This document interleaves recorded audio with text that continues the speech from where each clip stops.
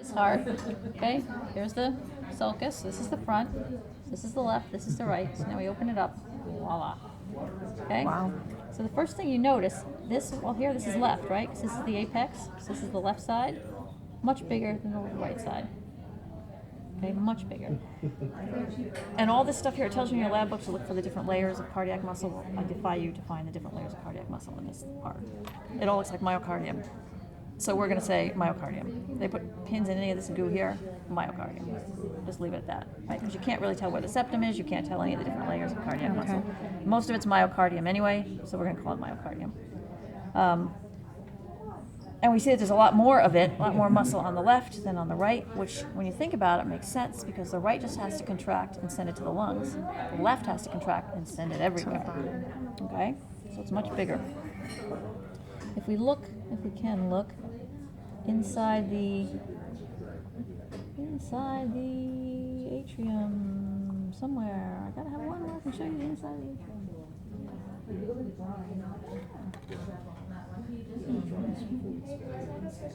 Okay, so here is part of the inside of one of the upper chambers, one of the atria. See all the bumps? See all that stuff? That's actually pectinate muscle. Because they are flimsy little ear flaps, but they do have to contract and send blood down to the ventricles, so they do have to have muscle. So that's pectinate muscle on the wall of the atria. Okay? Then there are valves which regulate flow between the upper chambers and the lower chambers, and those are cuspid valves. It's a three-part valve on the right side called a tricuspid valve. Now, what is a cusp? A cusp is simply a flap of tissue, right? See it's hard to pull this thing open. There we go. Okay, so these are the flaps right here of tissue. Those are the cusps. Those cusps are anchored by these little threads. Those are called the chordae tendineae, tiny tendons. And those, in turn, are attached to these bumps on the ventricle wall called papillary muscle. So what happens is when the heart contracts, it pulls on those tendons, pulls them down, and that closes the valve off. When the heart relaxes, the tension is released and the valve opens. So it's just pulling it and releasing it, pulling it and releasing it, and that regulates flow from the atria into the ventricle. Okay? So it's a three-part valve on the right side. It's a two-part valve on the left side, but here's part of it here. Right? Here's the cusp of tissue right there. There's the chordae tendineae. And they are ripped off, but they should be anchored to the wall of the ventricle and the papillary muscle. Also, if you look in this left side, you can see, I can't really see better there. You can see here in the bottom, this is the wall of the ventricle. See all the bumps down here? That's actually extra muscle in the left ventricle called trabeculae carnae muscle. And that's because that left side has to contract with a lot of pressure, a lot of force to be able to shoot the blood up through that great big aorta and around the whole body.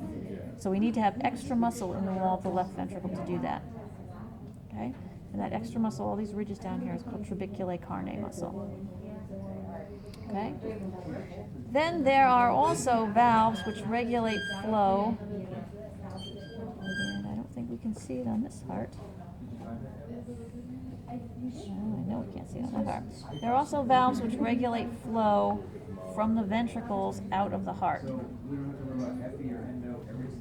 So if we look here, again, this is the front of our heart, right?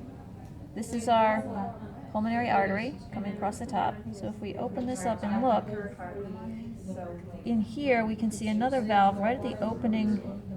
You can't really see it in this one. Stop.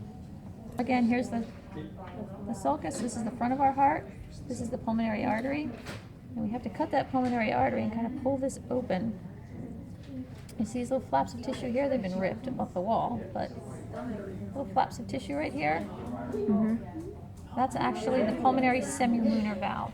The semilunar valves are just tiny little flaps of tissue that just kind of pinch closed and open. And those regulate flow from the ventricles out. Okay, so this is the pulmonary artery here. So right at the start of the pulmonary artery, we have the pulmonary semilunar valve. Okay, then if we look at our... Hey guys, shh, can we bring it down a little bit so that they're recording over here? Okay.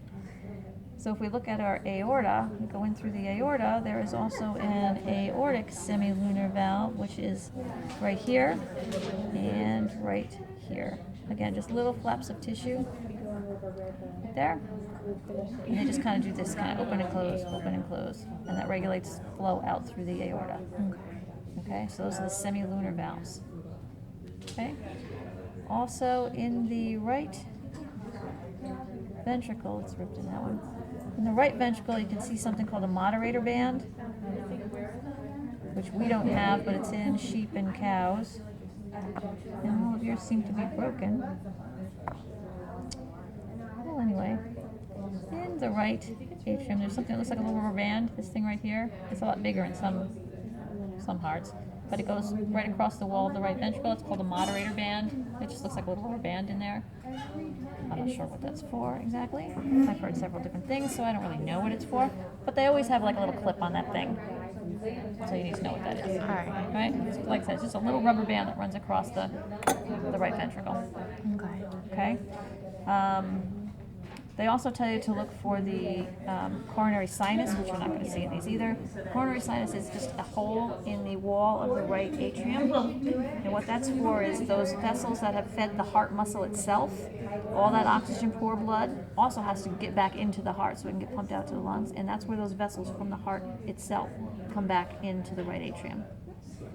Okay? So that's called the coronary sinus. It also tells you to look at the different layers of the aorta. Yeah, good luck. That's not happening either. Just be able to recognize the aorta. Okay. It also talks about the pericardial sac, the pericardium. Clearly, we don't have any pericardium here, but your heart doesn't just bang around in your chest. It's held in place. And one of the things that holds it in place is that pericardial sac, the membrane sac that the heart is in. And then it's usually filled with fluid to act as an additional bumper, so you don't go banging your heart around. Okay? But we don't have any of that either. Okay?